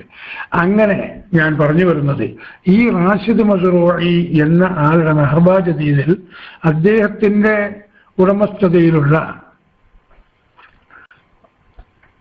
പള്ളി, അദ്ദേഹം എടുപ്പിച്ച പള്ളി, അവിടെ ശമ്പളം കൊടുക്കുന്നതും മറ്റു കാര്യങ്ങൾ ചെയ്യുന്നതൊക്കെ ഈ അറബിയാണ്. ആ പള്ളിയിൽ ഈ 90 റമദാൻ മാസത്തിൽ ഒരു കൂടിയാൽ ഒരു 10 ആയിട്ടില്ല, 6 7 അല്ലെങ്കിൽ 8 ഒക്കെ ആയിട്ടുള്ളൂ. അന്നത്തെ ദിവസം ബഹുമാനപ്പെട്ട എ പി ഉസ്താദ് യുഎഇയിൽ വന്നപ്പോൾ ഈ അറബി നോമ്പ് തുറക്കാൻ വേണ്ടി ക്ഷണിക്കുകയും ആ നോമ്പ് തുറക്കാൻ ക്ഷണിച്ച ക്ഷണം സ്വീകരിച്ച് ഇദ്ദേഹത്തിന്റെ വീട്ടിലേക്ക് നോമ്പ് തുറക്കാൻ പോവുകയും നോമ്പ് തുറക്കലും മഗ്‌രിബ് നിസ്കാരവും വീട്ടിൽ വെച്ച് നോമ്പ് നിസ്കാരം കഴിഞ്ഞ് മഗ്‌രിബ് നിസ്കരിക്കാൻ പള്ളിയിൽ പോയി മഗ്‌രിബ് നിസ്കാരം കഴിഞ്ഞ് ചെറിയൊരു ഭക്ഷണം കഴിച്ച് അപ്പോഴേക്കും ഇശാ ബാങ്ക് കൊടുത്ത് ഇശാ നിസ്കരിക്കാനും തറാവീഹ് നിസ്കരിക്കാനും നമ്മൾ ആ പള്ളിയിൽ പോവുകയും ചെയ്യും. അങ്ങനെ പള്ളിയിൽ ചെന്നപ്പോൾ ഇശാ നിസ്കാരത്തിന്റെ സുന്നത്ത് നിസ്കാരം കഴിഞ്ഞ് ഇശാ നിസ്കാരവും കഴിഞ്ഞ് ഇശാ നിസ്കാരത്തിന് ശേഷമുള്ള സുന്നത്ത് നിസ്കാരവും കഴിഞ്ഞിട്ട് തറാവീഹ് നിസ്കരിക്കാൻ പോകുമ്പോൾ ഒരു മുസ്ലിയായിരിക്കുന്ന പ്രായമുള്ള ഒരാളായിരുന്നു അവിടെ ഇമാമായിട്ട് അതുണ്ടായിരുന്നത്. നിസ്കരിക്കാൻ ഇങ്ങനെ സ്വലാത്തു തറാവീഹ് റഹ്മക്കുമുല്ലാഹ് എന്നൊരാൾ ഇങ്ങോട്ട് അനൗൺസ് ചെയ്ത് എല്ലാവരും ഇങ്ങനെ സ്വഫായി നിന്ന് ഇയാൾ മെഹ്റാബിലേക്ക് കയറി നിന്നിട്ട് നിസ്കാരം തുടങ്ങുന്നതിന് മുമ്പ് ഒരു അനൗൺസ്, ഇന്ന് റക്അത്ത് കുറച്ച് ഖുർആൻ വർദ്ധിപ്പിക്കുകയാണ്, ഓത്ത് ദീർഘിപ്പിക്കുകയാണ് എന്ന് പറഞ്ഞ് ഇയാൾ അങ്ങോട്ട് കൈകെട്ടി. അങ്ങനെ കൈകെട്ടി നിസ്കാരം തുടങ്ങിയിട്ട് 8 റക്അത്തായപ്പോൾ ഇയാള് നിസ്കാരം നിർത്തി, തറാവീഹ് നിർത്തി, വിത്ർ തുടങ്ങി.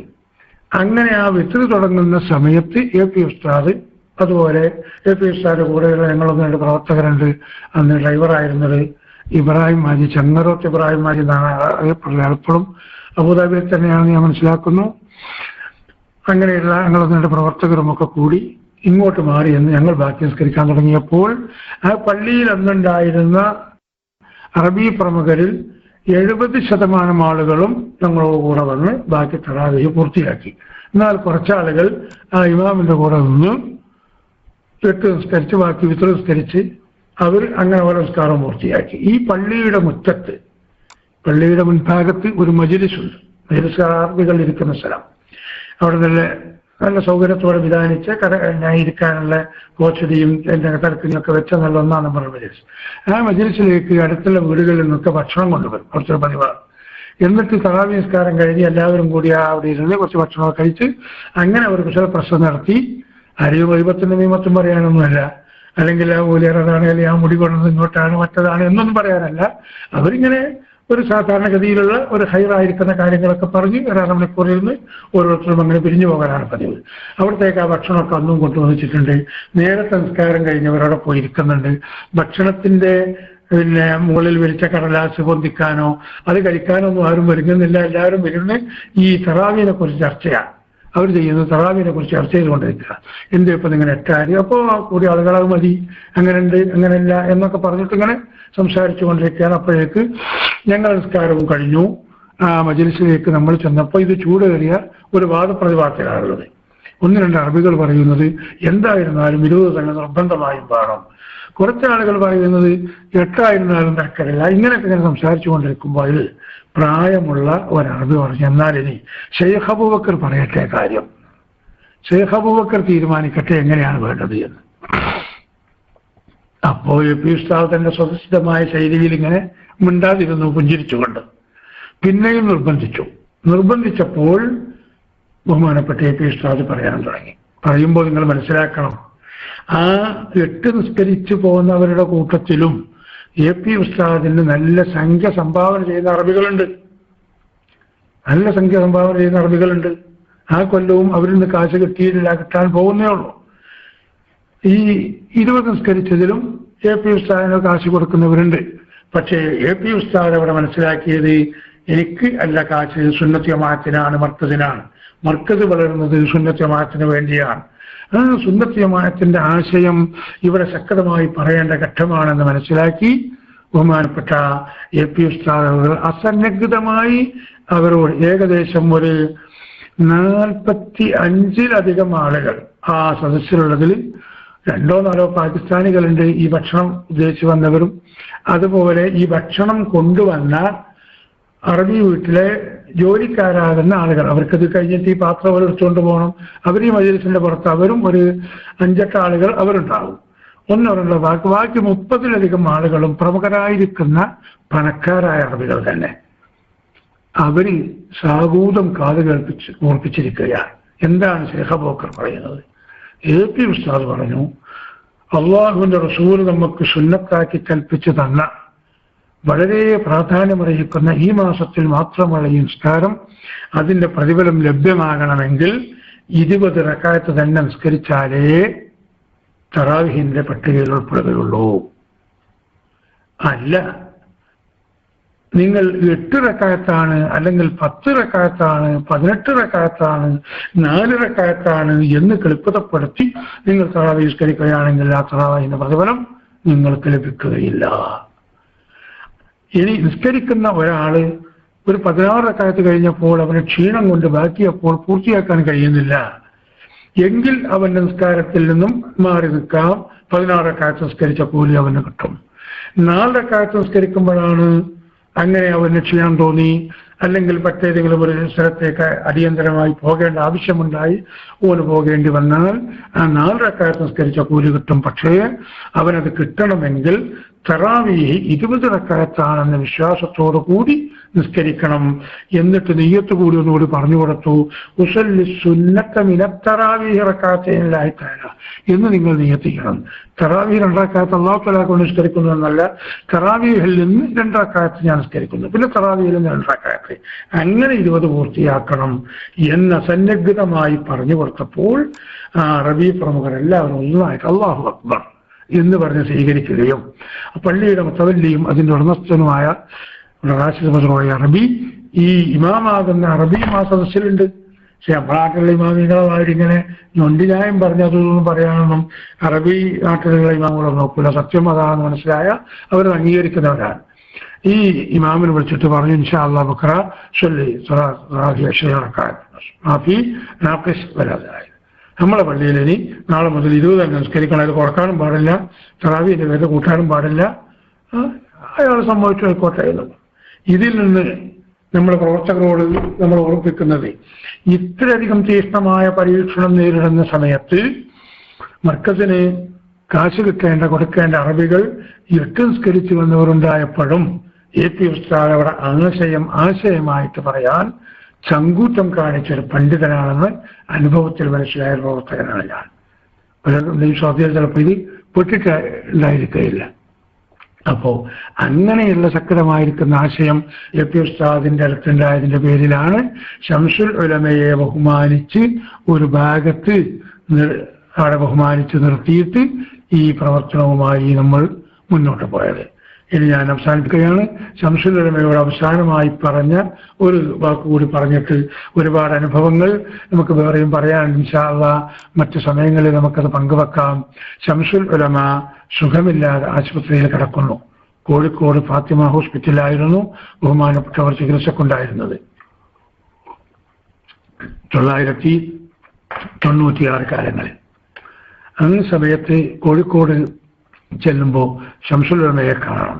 പക്ഷേ ശംസുൽ ഉലമയുടെ പരിചാരകരായിട്ട് അന്നുണ്ടായിരുന്ന കുറ്റിക്കാട്ടുകാരൻ കുട്ടി ഹസൻ സക്കാഫി ഞാൻ നന്ദിയിൽ ജോലി ചെയ്യുന്ന സമയത്ത് അന്ന് അവിടെ പഠിച്ചിരുന്ന ആളാണ് അല്ലെ. അന്ന് 2 പ്രാവശ്യം നന്ദിയിൽ നിന്ന് അറബി കോളേജിൽ നിന്ന് പുറത്താക്കി വെക്കുകയാണ് മൂപ്പര് കുട്ടിയാസൻ ദാരിമി. അയാളിപ്പോ ഒന്നും ജീവിച്ചിരിക്കുന്ന ആളാണ്. കുത്തിക്കാട്ടൂർ ചെന്ന് ചോദിച്ചാൽ ഈ വിവരങ്ങളൊക്കെ അറിയുന്നതുമാണ്. 2ാമത്തെ പ്രാവശ്യം പുറത്താക്കിയിട്ട് അദ്ദേഹം എൻ്റെ പഠനം പൂർത്തിയാകാൻ പോകുന്ന ഏകദേശം സമയമാണ്. കരഞ്ഞുകൊണ്ട് നിൽക്കുകയാണ്. അപ്പൊ എന്നോട് കുട്ടിയാസൻ ദാരിമി പറഞ്ഞത്, ആ TC ഇന്നോട് ഷെയ്ഖുനാനോട് പറയും, എന്നാൽ എന്നെ തിരിച്ചെടുക്കുന്നു. അപ്പൊ എന്താ അവിടെ ചെന്നിട്ട് ഇങ്ങനെ അത്രയും ഒരു മോശം സ്വഭാവമായിരുന്നു അന്ന് തന്നെ. നമ്മൾ വ്യക്തിപരമായിട്ട് ആരെയും ഒന്നും പറയാൻ ഉദ്ദേശിച്ചതല്ല, പറയുന്നുമില്ല. അങ്ങനെ ഏതായാലും നവാന്ന് പറഞ്ഞ അപ്പുറം വാതിലെത്തി നിർത്തി സംശുദ്ധമെത്തി ഷെയ്ഖുനാഥിമൾ ചെന്ന് ഇങ്ങനെയാണ് സംഗതി. നീ എന്താ മനസ്സിലാക്കിയത്? അവന്റെ കാലിനല്ല മുടവ്, അവന്റെ മനസ്സിലാണ്. അന്ന് ശംസുലമ ഷെയ്ഖുന എന്നോട് പറഞ്ഞതാ. എന്തായിരുന്നാലും ഒരു ബിരുദം കിട്ടണതല്ലേ എന്നൊക്കെ പിന്നെയും പറഞ്ഞപ്പോ ഞാൻ ഇനി മേലിൽ അതൊന്നും ആവർത്തിക്കരുതെന്ന് പറഞ്ഞു. അപ്പൊ ഞാൻ അവർ വിളിക്കുന്ന മാതിരി വിളിച്ചു വെച്ച് കൊണ്ടുവന്ന് കാലിക്കൽ വീണ് പറഞ്ഞ് തൗബ ചെയ്ത് അങ്ങനെ നിർത്തിയ ആള് പിന്നെ ചില ആവശ്യങ്ങൾക്ക് വേണ്ടി ശംസുലമന്റെ ആളായി ഈ ഷെയ്ഖൊക്കെ വാദിച്ചപ്പോൾ അങ്ങനെ വന്നിട്ട് കൊണ്ടുനടക്കുന്ന ആളാ ഞാനാ ശംസുലമന്റെ ആളെന്നൊക്കെ പറയുകയും ബഹുമാനപ്പെട്ട ഉള്ള തങ്ങളെ അടക്കം മോശമായി ചിത്രീകരിക്കുകയും ചെയ്തതാണ്. അതൊക്കെ പിന്നെ അവരും വള്ളയിട്ടായിക്കോട്ടെ എന്നുള്ള നിലക്ക് നമ്മൾ ആ ഭാഗം പെടുക. അവനും ഒരു മാനൂർക്കാരനുമാണ് അവിടെ ഇങ്ങനെ പരിചാരകരായിട്ടുള്ളത്. അപ്പൊ അവരതിജീവിച്ച് എങ്ങനെ ഷെയ്ഖുനാനെ കാണും എന്നൊക്കെ ഉള്ളൊരു തോന്നലുണ്ടെങ്കിലും ഫാത്തിമ ഹോസ്പിറ്റലിലേക്ക് ഞാൻ ധൈര്യമായി കയറി ചെന്ന് കിടന്നപ്പോ ഇവർ രണ്ടാളും ഇപ്പുറം സുറച്ചിരിക്കുന്നുണ്ട്. ശംസുലമ മാത്രം അപ്പുറത്തെ റൂമിൽ ദിക്റും ചൊല്ലി ശംസുലമ അവിടെ വിശ്രമിക്കുകയാണ്. ഞാൻ ചെന്നിങ്ങനെ എന്താ TC വന്നതെന്ന് വെച്ചാൽ ഞാനൊന്ന് ഷെയ്ഖുനാനൊന്ന് കാണാൻ ഇപ്പൊ കാണാൻ പറ്റില്ല എന്ന് പറഞ്ഞു. അതായത് നമ്മളൊന്നും ചെല്ലുന്നത് അവർക്ക് തൃപ്തിയില്ല. കാണാൻ പറ്റില്ല എന്ന് പറഞ്ഞാൽ പോരാ, എനിക്ക് ഷെയ്ഖുനാനെ കാണണം. ദേശമൊന്ന് ശബ്ദമുയർത്തി ഞാൻ പറഞ്ഞു. ശബ്ദമുയർത്തിയത് എന്റെ ശബ്ദം ഷെയ്ഖുന കേൾക്കണമെന്നുള്ള കണക്കാണ്. അപ്പൊ അപ്പുറത്തുനിന്ന്, അതായത് സൂട്ട് റൂമാണ്, ഷെയ്ഖുന അപ്പുറത്തെ റൂമിൽ, അതിന്റെ ഇപ്പുറത്ത് വേറെ റൂമുണ്ട്, ആ റൂമിലാണ് ഇവരുള്ളത്. ആരാണെന്ന് ചോദിച്ചു. ഷെയ്ഖുന ഞാനാണ് TC ആണ്. ഇങ്ങോട്ട് പറഞ്ഞു. ഷെയ്ഖുന സമ്മതം കിട്ടിയാൽ പിന്നെ ബലാരെ ആവശ്യമില്ല, ഞാൻ കയറിച്ചെന്ന്. എന്റെ കൂടെ ഇങ്ങനെ ഭൂമിക്ക് കാറ്റടിച്ച് വേക്കൽ ഇവനും കയറി. അങ്ങനെ അതിൻ്റെ അകത്തേക്ക് കയറിയപ്പോ ഷെയ്ഖുന പറഞ്ഞു, കുട്ടിയാസൻ നീ കുറച്ച് അങ്ങോട്ട് നിൽക്ക്, ചില കാര്യങ്ങൾ സംസാരിക്കാറുണ്ട്. കുട്ടിയാസനെ മാറ്റി നിർത്തിയപ്പോൾ പുറത്തേക്ക് ഇറങ്ങിയപ്പോൾ വാതിലടച്ച് ഞാൻ അവിടെ കുറ്റിയിട്ട് ഇങ്ങനെ വരണ്ടാന്നുള്ളത്. അങ്ങനെ ഞാൻ അവിടെ ഷെയ്ഖുന പറഞ്ഞു അവിടെ ഇരിക്കുന്ന പറഞ്ഞ് ഞാൻ അവിടെ താഴത്ത് അവിടെ ഇരുന്ന് പിന്നെ രോഗവിവരങ്ങളൊക്കെ അന്വേഷിച്ച് ഷെയ്ഖുനയോട് ദുആ ചെയ്യണമെന്നൊക്കെ ആവശ്യപ്പെട്ട് അങ്ങനെ ഞാനിങ്ങനെ പോവുകയാണ് എന്ന് പറയാൻ ഒരുങ്ങുമ്പോൾ ഒരു 5 മിനിറ്റ് ഞാൻ അവിടെ ഇരുന്നിട്ടുള്ളൂ. പോകാനിരിക്കുമ്പോൾ എന്നോട് പറഞ്ഞു, AP-ന്റെ കൂടെ തന്നെ നിങ്ങൾ കുറച്ച് നിൽക്കണം. ഉന്നതമായിട്ട് ഇവിടെ വളരണമെങ്കിൽ AP-ന്റെ കൂടെയുള്ള പ്രവർത്തനം തന്നെ നടക്കുകയുള്ളൂ. അതുകൊണ്ട് അങ്ങനെ തന്നെ ഉറച്ചു നിൽക്കണം. അതിലേ സുന്നത്യമായിട്ടുള്ളൂ. എൻ്റെ മനസ്സ് പൊട്ടിപ്പോയി, കണ്ണിൽ നിന്ന് കണ്ണുനീര് വന്നു പോയി. ഞാൻ ശംസുലമയോട് അപ്പോൾ പറഞ്ഞു, ഞാൻ ഏതാനും കൊല്ലം മുമ്പ് ശംസുലമയുടെ വീട്ടിൽ വന്നൊരു കാര്യം പറഞ്ഞിരുന്നു. ശംസുലമ ഷെയ്ഖുനായി അവരിങ്ങനെ കയറ്റിക്കൊണ്ടുപോവുകയാണ്. ഇപ്പോ ഷെയ്ഖുനായി അവർ ഉപേക്ഷിച്ച മട്ട് തന്നെയാണ്. കാരണം ഷെയ്ഖുനായുടെ പ്രഭാവത്തിലായിരുന്നു ഈ മാവൂർ റോട്ടിലുള്ള ഈ ആശുപത്രിയിൽ കടന്നിരുന്നുവെങ്കിൽ ഇന്ന് ഈ പരിസരം മുഴുവനും ബ്ലോക്കാവുമായിരുന്നു. ശംസുലമയെ കാണാൻ പണ്ഡിതന്മാരുടെ നിര തന്നെ വന്നിട്ട്, സാധാരണക്കാർ വേറെയും. പക്ഷേ ഇന്നിങ്ങോട്ട് പലർക്കും വരണമെന്ന് ആഗ്രഹമുണ്ട്. ഈ സബാനിയാക്കൾ, ഞാൻ ഉപയോഗിച്ച വാക്ക് തന്നെ അതാണ്, ഈ സബാനിയാക്കൾ ഇപ്പുറത്തുള്ളതിന്റെ പേരിൽ അന്തസ്സും അഭിമാനവുമുള്ള ആർക്കും ഇങ്ങോട്ട് കയറി വരാൻ പ്രയാസമായതുകൊണ്ടാണ് ഷെയ്ഖുനായെ കാണാൻ വരാത്തത്. ഷെയ്ഖുനാക്ക് വേണ്ടി ആത്മാർത്ഥമായി ദുആ ചെയ്യുന്ന, ഷെയ്ഖുനായെ രോഗം ശിഫയാകണമെന്ന് ആത്മാർത്ഥമായി ആഗ്രഹിക്കുന്ന 10,000 നാട്ടിന്റെ നാനാഭാഗത്തുമുണ്ട്. പക്ഷേ ആ വലയത്തിൽപ്പെട്ട ഷെയ്ഖുന ഇങ്ങനെ വന്നതിന്റെ പേരിലാണ് ഇത് സംഭവിച്ചത്. അന്ന് ഞാൻ ഓർപ്പിച്ചിട്ടില്ലായിരുന്നോ എന്ന് ഷെയ്ഖുനായോട് അപ്പം പറഞ്ഞപ്പോൾ ഷെയ്ഖുനയും കണ്ണിൽ നിന്ന് കണ്ണുനീരൊഴിപ്പിക്കുകയാണ്. അപ്പൊ സത്യം ഷെയ്ഖുനാക്ക് ബോധ്യപ്പെട്ടത് തന്നെ കൊല്ലങ്ങളായിട്ടുണ്ട്. ഞാൻ ഷെയ്ഖുനായോട് അന്ന് പറഞ്ഞു, ഞാനിത് പോയി ജനങ്ങളോട് പറഞ്ഞാൽ അവർ ജനങ്ങളും അംഗീകരിക്കൂല. കാരണം ഇന്ന് ഏപ്പിന്റെ ആളായിട്ടാണ് എല്ലാവരും പോട്ട്. അപ്പൊ ഓനത് കളവ് പറയാൻ തന്നെ മറ്റൊരു പറയുള്ളൂ. ഷെയ്ഖുനാക്ക് നമ്മൾ കടപ്പുറത്ത് സ്പീക്കർ വെച്ച് തരാം, ആളെ കൂട്ടിത്തരാം, ഷെയ്ഖുന തന്നെ ഇത് പറയണം. 6 മാസം കൂടി ഷെയ്ഖുനാക്ക് അല്ലാഹു ദീർഘായുസ്സ് കൊടുത്തിരുന്നുവെങ്കിൽ ഈ സത്യം ശംസുലമ ജനങ്ങളോട് വിളിച്ചു പറയുമായിരുന്നു. പക്ഷേ പിറ്റേ ദിവസത്തെ സുബഹിന്റെ സമയത്ത് ബഹുമാനപ്പെട്ട ശംസുലമ ഈ ലോകത്തോട് യാത്ര പറഞ്ഞു. അല്ലാഹു സുബ്ഹാനഹു വ തആല അവരുടെ ദറജ ഉയർത്തിക്കൊടുക്കുമാറാകട്ടെ, അവരോടൊപ്പം സ്വർഗത്തിൽ സംബന്ധിക്കുവാൻ നമുക്കും തൗഫീഖ് നൽകുമാറാകട്ടെ എന്ന് അന്നും ഇന്നും എപ്പോഴും നാം ദുആ ചെയ്തുകൊണ്ടിരിക്കുന്നു. അത്രമാത്രം ആദർശ ധീരത ഇവിടെ കാണിച്ച് സുന്നത്ത് ജമാഅത്തിന് വേണ്ടി പടപൊരുതാൻ ആളുകളെ സജ്ജമാക്കിയ നേതാവും കൂടിയായിരുന്നു ബഹുമാനപ്പെട്ട ശൈഖുന എന്ന് ഈ സന്ദർഭത്തിൽ ഉള്ള നമ്മുടെ സുന്നി പ്രവർത്തകരെയും ഞാൻ അറിയിക്കുകയാണ്. അറിഞ്ഞോ അറിയാതെയോ ശംസുൽ ഉലമയുടെ പദവിക്ക് കോട്ടം തട്ടുന്ന രൂപത്തിലുള്ള ഒരു വാക്കുകളൊന്നും സാധാരണക്കാർ അങ്ങോട്ടും ഇങ്ങോട്ടും സംസാരിക്കുന്ന സമയത്തും അതുപോലെ പ്രസംഗിക്കുന്ന ആളുകളോട് പ്രസംഗിച്ചു കൊടുക്കുന്ന സമയത്തും ഉണ്ടായി പോകരുത് എന്നും സാന്ദർഭികമായി ഞാൻ ഓർമ്മപ്പെടുത്തുന്നു. ഇല്ലേ, ചേളാരിക്കാരെന്ന് പറയാം, ഈക്കക്കാരെന്ന് കൂടി പോലെ പറയാൻ പാടില്ല. ഞാൻ പണ്ടേ പറയുന്ന വാക്കാണ്, ഈക്കക്കാരെന്ന് പോലെ പറയരുത്. കാരണം കെ അബൂബക്കർ മുസ്ലിയാർ ആ ഭാഷയിൽ കെ അബൂബക്കർ മുസ്ലിയാർ പ്രതിദാനം ചെയ്ത ഒരാശയവും ഒരാദർശവും ചേളാരികളില്ല, ഒന്നുമില്ല. ഒരു സുന്നത്തമായത്തിന്റെ ആശയം തന്നെ അല്ലാതെ മറ്റൊരു കാര്യം ഏറ്റവും കൂടുതൽ ശക്തമായ നിലക്ക് സുന്നത്തമായത്തിനെ വളർത്തി കൊണ്ടുവരാൻ ശ്രമിച്ച ബഹുമാനപ്പെട്ട ശംസുൽ ഉലമയുടെ 1000 അയലത്ത് പോലും ഇന്ന് സമസ്തക്കാരാണെന്ന് പറഞ്ഞു നടക്കുന്ന ആ ഭാഗത്തുള്ള പണ്ഡിതന്മാർക്കോ അവരോടുകൂടെ തെറ്റിദ്ധാരണ കൊണ്ടോ അല്ലെങ്കിൽ മറ്റേതെങ്കിലും കാരണങ്ങളാലോ അവരുടെ കൂട്ടത്തിലുള്ള ആളുകൾക്കോ ഒരാശയവും കടുകുമണി പോലുമില്ല എന്ന് എല്ലാ നിലക്കും നമുക്ക് സമർത്ഥിക്കാൻ സാധിക്കും. അപ്പൊ അതുകൊണ്ട് അവർ ഈക്കക്കാർ നിങ്ങൾ ആരും ദയവ് ചെയ്ത് പറഞ്ഞു പോകരുത്. അവരെ പറയേണ്ടത് ചേളാരിക്കാരെന്ന് പറയാം. ചേളാരി പോലൊരു ആസ്ഥാനമായതുകൊണ്ട് ചേളാരിക്കാരി എന്ന് പറയാനേ പറ്റും. അപ്പോ ഞാൻ പറഞ്ഞു വരുന്നത്, അങ്ങനെ കടുപ്പമേറിയ ആശയവും ആദർശവും പ്രകടിപ്പിക്കുന്ന ഒരു പണ്ഡിതൻ ഈ ഭാഗത്ത് പ്രവർത്തന രംഗത്ത് വന്നതിന്റെ പേരിൽ നിങ്ങൾ നോക്ക്, ഇന്ന് സുന്നത്ത് ജമാഅത്ത് കേരളത്തിലല്ല, ഇന്ത്യയിലല്ല, ലോകത്തിന്റെ നാനാഭാഗത്തും ഇന്ന് പടർന്ന് പന്തലിച്ചു വന്നത്. ബഹുമാനപ്പെട്ട AP ഉസ്താദിനെ അറസ്റ്റ് ചെയ്ത രാജ്യത്ത് ഇന്ന് AP ഉസ്താദ് ഒന്നാമനാണ്. ചില തെറ്റിദ്ധാരണ കൊണ്ട് അന്നുള്ള ചില ആളുകൾ അങ്ങനെ അറസ്റ്റ് ചെയ്യേണ്ട ഒരു ഘട്ടത്തിലേക്ക് വന്നു. അതിൽ നമ്മളൊന്നും ഒരു മാനക്കേടും കാണുന്നില്ല. AP ഉസ്താദിന്റെ അറസ്റ്റും AP ഉസ്താദിന്റെ വളർച്ചയ്ക്ക് കാരണമായിരുന്നു അല്ലേ. അന്ന് ഈ AP ഉസ്താദിന് 6 മാസത്തെ വിസ ഒന്നായിട്ടായിരുന്നു സൗദി എംബസി ഡൽഹിയിൽ നിന്ന് അടിച്ചു കൊടുത്തു. നമ്മളൊക്കെ ഒരു വിഷയത്തിന് സൗദിയിലേക്കൊക്കെ പലരും പോകുമ്പോൾ നമ്മൾ ബോംബെയിലുള്ള കൗൺസിലേറ്റിൽ വെച്ചാണ് എടുക്കുന്നതെങ്കിൽ, ഞങ്ങളൊക്കെ ദുബൈയിലേക്ക് പോകുമ്പോൾ ഞാനും ബഹുമാനപ്പെട്ട AP ഉസ്താദും ഒന്നായിട്ടാണ് കേരളത്തിൽ യാത്ര പോകുന്നത്. മുംബൈയിലെത്തി ഒരു ജമാൽ സാഹിബ് എന്ന് പറഞ്ഞ ഒരു പരിചയക്കാരൻ മുഖേനയാണ് അന്ന് ഡൽഹിയിൽ ഈ വിസ അടുപ്പിക്കുന്നത്. ഞങ്ങൾ ഡൽഹിയിൽ ചെന്ന് ജമാൽ സാഹിബിനെ കണ്ട് ജമാൽ സാഹിബും ഈ അംബാസഡറുമായി മറ്റു ചില അടുത്ത ബന്ധം ഉള്ളതിന്റെ പേരിൽ സാധാരണ ഒരു അപേക്ഷ കൊടുത്ത് അത് എന്നെ കൗൺസിലേറ്റിലോ എംബസിയിലോ കൊണ്ടുപോയി കൊടുത്ത് വിസ പാസ്സാക്കി. അങ്ങനെയൊക്കെയുള്ള വിസന്റെ നിയമം. എങ്കിൽ ഈ ജമാൽ സാഹിബ് AP ഉസ്താദിനെയും സാധുവായിരിക്കുന്ന എന്നെയും കൂടി ഇവരെ കാണാൻ വേണ്ടി ചെന്ന് AP ഉസ്താദ് അംബാസഡറുമായി സംസാരിച്ചു. കേരളത്തിലെ ദീനീ പ്രവർത്തനങ്ങളുടെ കാര്യങ്ങളൊക്കെ പറഞ്ഞു കൊടുത്തു. ഇങ്ങനെ സൗദി ഒന്ന് വിസിറ്റ് ചെയ്യണമെന്ന് ഉദ്ദേശിക്കുന്നുണ്ട്. സൗദി ഒരു വലിയ രാജ്യമാണ്. ഇൻഷാ അല്ലാഹ് അതിന് ബുദ്ധിമുട്ടില്ല, നിങ്ങളെ ജവാസ് എന്തൊക്കെ ആ ജവാസ് എന്തെന്ന് ജമാൽ സാഹിബിന് പാസ്പോർട്ട് വാങ്ങി അവരെടുത്ത് കൊടുത്തു. അങ്ങനെ AP ഉസ്താദിന്റെ പാസ്പോർട്ടിൽ അന്ന് 6 മാസത്തെ വിസയാണെന്നായിട്ട് അടിച്ചു കൊടുക്കുന്നത്. ഈ 6 മാസത്തെ വിസ തന്നെ എന്താണ്, ദീനീ പ്രചരണത്തിന് വേണ്ടിയില്ല. ഇപ്പൊ നമ്മളൊക്കെ പലരും വിസിറ്റിന് പോകുന്ന പലരും എന്തെങ്കിലും ഒരു കച്ചവടത്തിന്റെ പേരിലോ അല്ലെങ്കിൽ മറ്റേതെങ്കിലും മന്ദൂബ് എന്തെങ്കിലും പേരോ കാണാൻ വിസ അടിക്കരുത്. ഇതൊന്നല്ല, ഇത് ദീനീ പ്രചരണത്തിന് വേണ്ടി എന്ന് പറഞ്ഞിട്ടാണ് വിസ അടിച്ചു കൊടുത്തത്.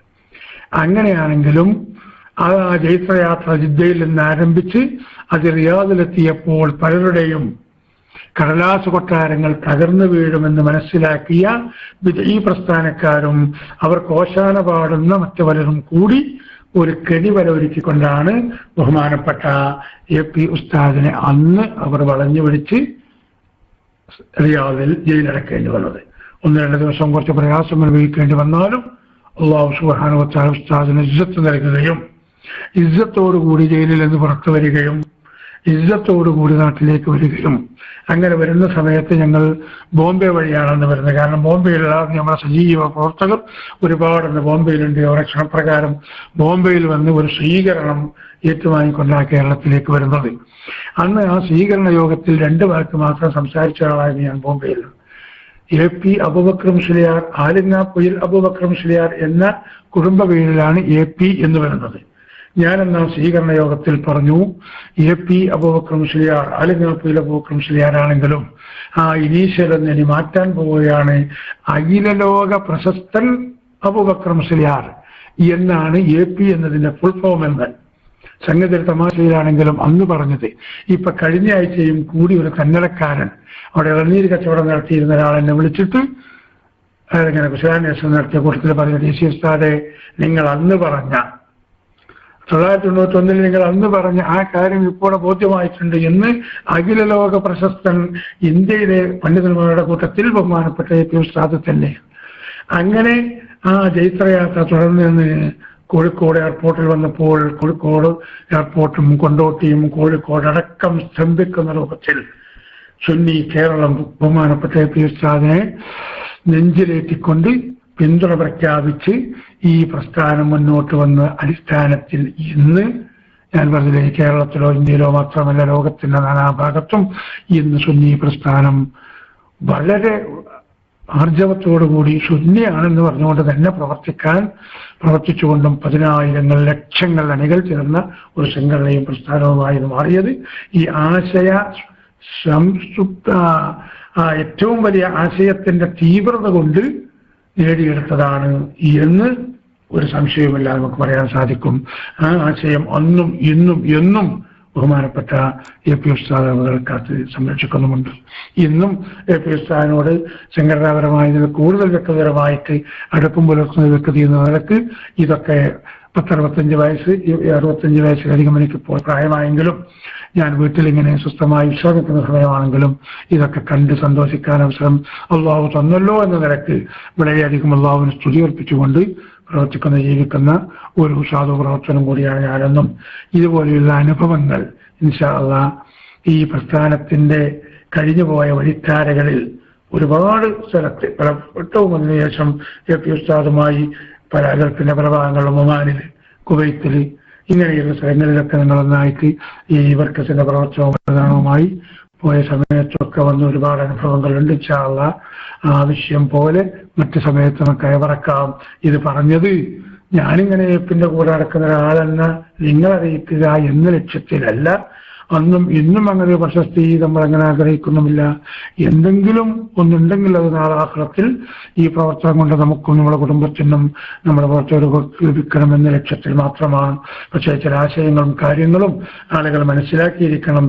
തെറ്റിദ്ധാരണ ഒഴിവാക്കാൻ വേണ്ടി ആണ്, ശംസുലുലമയെ കുറിച്ചുള്ള തെറ്റിദ്ധാരണ ഒഴിവാക്കാൻ വേണ്ടി കൂടിയാണ് ഇത്രയും കാര്യങ്ങൾ ശ്രദ്ധയിൽപ്പെടുത്തിയത്. അല്ലാഹു സുബ്ഹാനഹു വ തആല പരിശുദ്ധമായിരിക്കുന്ന ദീനീ പ്രവർത്തനം ദീനായിക്കൊണ്ട് തന്നെ നടത്താൻ, അത് ഏത് ഏളാരിക്കാരാണെങ്കിലും ഏത് പോകുന്നവരുണ്ടെങ്കിലും നടക്കുന്നവരുണ്ടെങ്കിലും ഒക്കെ അവരവരെ വഴിക്ക് പോകട്ടെ.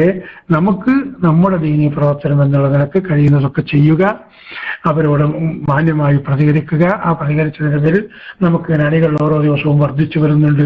അത് നമ്മുടെ പ്രതികരണം മാന്യമായതിന്റെ പേരിലാണ്.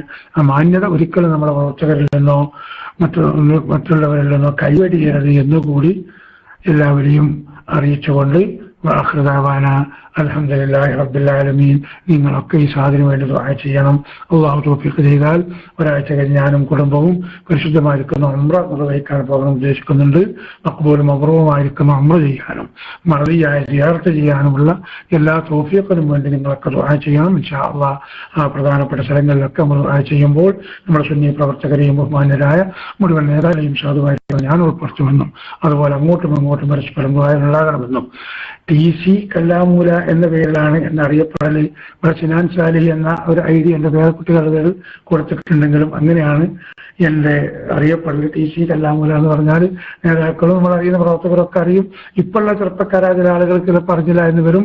കാന്തപുരം ചെറിയ എപ്പിനോട് ശരിയാണോ പേരോടോ അതുപോലെയുള്ള നമ്മളെ ആളുകളോടൊക്കെ ചോദിച്ചാൽ ഇങ്ങനെ അറിയുന്ന ഒരു സാധുവായ പ്രവർത്തനം കൂടിയാണ് എന്ന് നിങ്ങൾ അറിയിച്ചുകൊണ്ട് നിങ്ങളൊക്കെ ദുആ ചെയ്യുന്ന വസിയത്തോടെ ഞാൻ അവസാനിപ്പിക്കട്ടെ. വാഹുദാന അൽഹംദുലില്ലാഹി റബ്ബിൽ ആലമീൻ. അസ്സലാമു അലൈക്കും വറഹ്മത്തുള്ളാഹി വബറകാതുഹു. ഞാൻ മൈക്ക് ചെയ്യുന്നു.